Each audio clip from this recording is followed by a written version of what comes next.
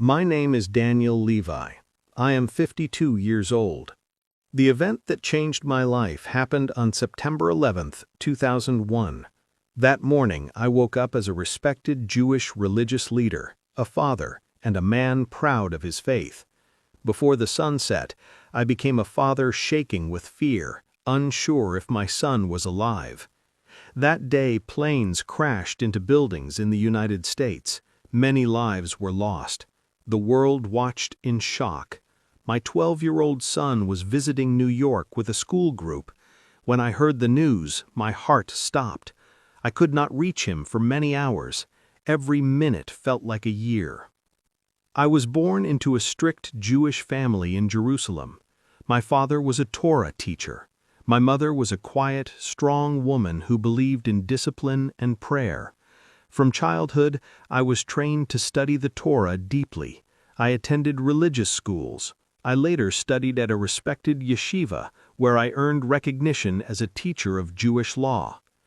Education shaped me. Tradition shaped me. Community respected me. By the age of 35, I was leading prayers. People came to me for advice. They trusted my knowledge of Scripture. I wore my black coat and cap with pride. My beard was a sign of devotion. My daily life was simple but strict. Morning prayers, study, counseling families, leading Sabbath services. My home was peaceful. My wife, Miriam, was educated and kind. She studied literature at university before choosing to focus on raising our children. We believed in structure, discipline, and honor. Our children attended Jewish schools. We guarded what they watched, what they read, and who they spent time with. Our identity was clear. We were Jewish. We were proud. We were firm in our faith. On September 11th, everything shook. When the news reached me, a member of our synagogue rushed into my study. He told me planes had struck the World Trade Center. He showed me images on a small television in the office. Smoke filled the sky. People were running. I felt cold. I tried calling my son's teacher. The line would not connect. I tried again and again. My hands trembled. My wife sat on the floor holding the phone, crying silently. Members of my congregation gathered outside my home. Some prayed with us. Some whispered about judgment and prophecy. Their words did not comfort me. My mind was only on my son. For hours, there was silence. That silence was torture. Late in the evening, the school contacted us. They told me my son was safe. They revealed that his group had been delayed that morning and never reached the towers. I fell to my knees. Relief flooded my body, but something else entered my heart that night. Questions. In the days that followed, people congratulated me. They said it was luck. Some said it was coincidence. Others said God had protected my son because of my faithfulness. But inside me, a quiet struggle began. I kept thinking about the families who did not receive good news. I visited homes in my community where mothers wept over lost relatives. I saw fathers sitting in silence, staring at walls. One evening, a distant relative visited me. He was different from the rest of us. He had once left Judaism and become a Christian. We rarely spoke to him. He told me he had been praying for my son that morning. He showed me deep compassion, not pride. His calmness disturbed me. In our community, leaving Judaism is seen as betrayal. Converts are often rejected. Families sometimes sit shiva, mourning them as if they are dead. I had taught this tradition myself. Yet here was a man we had rejected, showing me kindness without anger. That night, I could not sleep. The days after the tragedy were not peaceful for me. I lived inside my thoughts. People came to my house because I was a religious leader. They told me the disaster was a sign of divine anger. Some of them spoke softly, but their eyes were full of fear. They told me God was watching our community. But inside my heart, something was growing like a seed I did not plant. I began remembering the man who left our faith and followed Jesus. He showed me kindness without judging my questions. He told me that fear should not be the voice guiding my soul. He revealed to me that love is stronger than anger. I started reading religious texts late at night. I compared teachings carefully in my study room while my family slept. I felt ashamed because I was afraid of what my community would think. The persecution began slowly. At first, people stopped visiting my house. I remember walking to the synagogue one morning. The air was cold. The street looked the same, but people behaved differently toward me. An elder man who used to sit beside me during prayer did not sit near me again. He bowed his head and walked past me. He told others that I was spending too much time with strange ideas. Some parents removed their children from my teaching class. They did not speak loudly, they only said they were busy. But I understood the message. They were afraid of being connected to me. One evening, I was called to a meeting of community leaders. I sat in a small wooden room. The light was yellow and weak. I felt the eyes of the men watching me silently. One of them told me he heard that I was studying outside teachings. He told me I was walking toward spiritual danger. He revealed to me that some families believed I was becoming a shame to our people.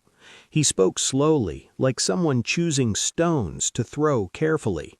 He told me my position as a priest might be removed if I continued my search. I felt my chest tighten.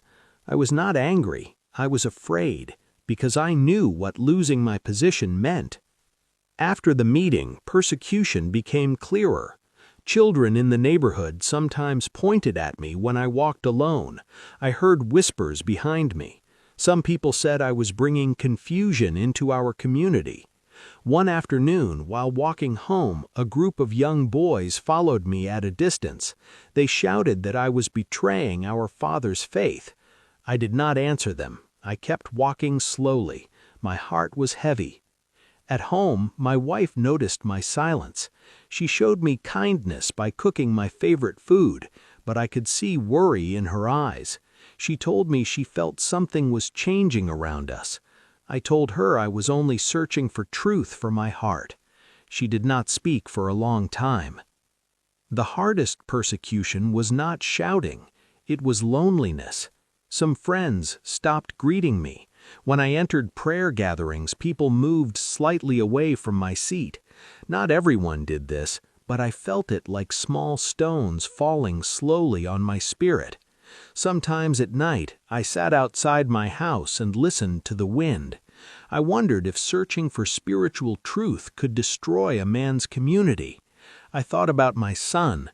I was thankful he was safe after the disaster, but I was also afraid that my inner struggle might bring pain to my family. The man who once left our faith visited me again. He told me gently that searching for God should not feel like walking inside darkness alone. He showed me a small book that spoke about hope and forgiveness. He said he prayed for my peace. I did not decide anything that night, but deep inside me, fear and curiosity were fighting. I was a priest, yet my heart was becoming restless, and I knew that the storm around me was not finished. The next chapter would change my life forever. The struggle inside me grew stronger. I spent more time alone in my study room. At night, I read different scriptures slowly because I wanted to understand truth, not win arguments. I felt tired of fear. I remembered the man who once left our faith. He told me that he found peace after choosing a different path. He revealed to me that he also suffered rejection from his relatives. His words stayed inside my mind like a quiet echo. I did not rush my decision, but something inside me was changing. One evening, while sitting near my window, I felt a deep sadness. I thought about the people who avoided me. I thought about my children growing up in a community that might see their father as a stranger. I asked God silently to show me truth. I did not hear a loud sound, but I felt peace inside my heart, like someone placing a warm hand on my chest. It was not fear, it was calmness. I believed God was listening to my pain. The persecution became stronger after people heard I was reading outside teachings. Some community members stopped inviting my family to gatherings. My wife told me she heard neighbors discussing me quietly. She revealed that some parents were warning their children not to follow my ideas. One afternoon, a man who once respected me came to my house. He spoke respectfully, but his message was heavy. He told me many people were afraid that I would influence young people away from traditional teaching. He showed me sadness in his eyes, not anger. He told me the community might remove my authority if I continued. I felt like a tree whose roots were being slowly loosened from the soil. The hardest moment happened inside my own home. My wife sat beside me one night while our children were sleeping. She told me she was afraid of losing our social position. She revealed to me that people were starting to talk about our family. She showed me tears in her eyes and said she would follow my decision, but she was afraid of the future. I felt the weight of responsibility. I was not only searching for truth for myself, I was carrying the future of my family. The night that changed everything came quietly. I was alone in my study. The house was silent. I prayed again, asking God to guide me. Inside my heart, I felt a strong conviction that I should follow the path that gave me peace. I knew persecution might become worse. I knew people might reject me completely. But the fear inside me was slowly losing strength. I told my wife later that I felt I was being called to walk a new spiritual path. I did not force her. I told her I was ready to face whatever came. She did not answer immediately. She only held my hand. Soon after, news spread in the community that I was seriously considering leaving the tradition I grew up in.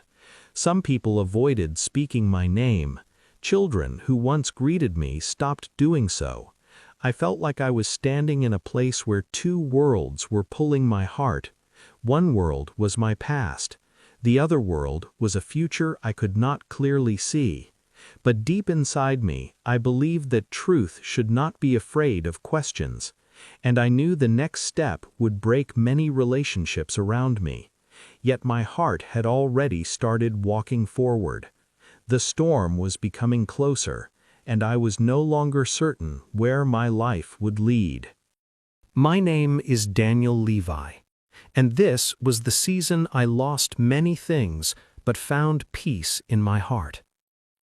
The morning I made my final decision was quiet. The sun was shining weakly through my window. I walked slowly inside my house because my heart felt heavy. I told my wife that I could no longer continue living in fear of searching for spiritual truth. She did not shout, she did not argue, she only sat on the chair and stayed silent for a long time. Later, she told me she was afraid because our community might reject us completely. She showed me tears slowly falling from her eyes. The persecution became stronger after news spread that I had chosen a new spiritual path. Some people stopped greeting me completely. When I walked to the marketplace, I felt eyes following me from a distance. A shopkeeper who once called me Rabbi lowered his head when I entered his store. He served me quietly and avoided conversation. Some children were told not to play near my home. I heard one mother telling her child that my family was dangerous to follow. It hurt me deeply because I loved children. One afternoon, I went to the synagogue for the last time. I sat quietly at the back. The air felt heavy like a storm waiting inside the building. I felt people moving slightly away from me. A senior member approached me slowly. He spoke respectfully, but his message was painful. He told me that the community leadership would remove my teaching authority if I publicly left the tradition. He revealed to me that some families were already discussing how to distance themselves from my influence. I felt sadness inside my chest. Not anger, just deep sadness. The hardest persecution was inside my family relationships. Some relatives stopped visiting our home. During family gatherings, conversation became small and careful. I saw my children confused because friends stopped visiting them. Sometimes when I walked with my younger son in the street, I noticed people whispering about me. One day, a group of young men followed me at a distance and shouted that I was betraying our ancestors. I did not answer them. I kept walking slowly, holding my son's hand. The man who left our faith visited me again. He told me he knew I was suffering rejection. He revealed to me that following truth sometimes means walking alone for a time. He showed me a small book and said he prayed that I would find peace. I did not rush my final belief, but my heart was already convinced. The day I officially announced my new faith was very emotional. Some people cried. Some people avoided looking at me. I felt like I was standing between two worlds. One world was my past, where I was respected. The other world was a future where I might be rejected. I was afraid, but peace was stronger than fear. I told my family that I was ready to face whatever came. After my decision, persecution became quieter but colder. People did not shout at me, they simply avoided me. Loneliness became my companion. Some nights I sat outside my house looking at the stars and praying for those who rejected me. I did not hate them. I understood that fear can make people react harshly. I want Christians around the world to remember those who suffer because of their faith. Many people are still rejected, mocked, or separated from their families because they believe in Jesus. Please pray for them. Also, if you feel far from God because of sin, know that God still loves you.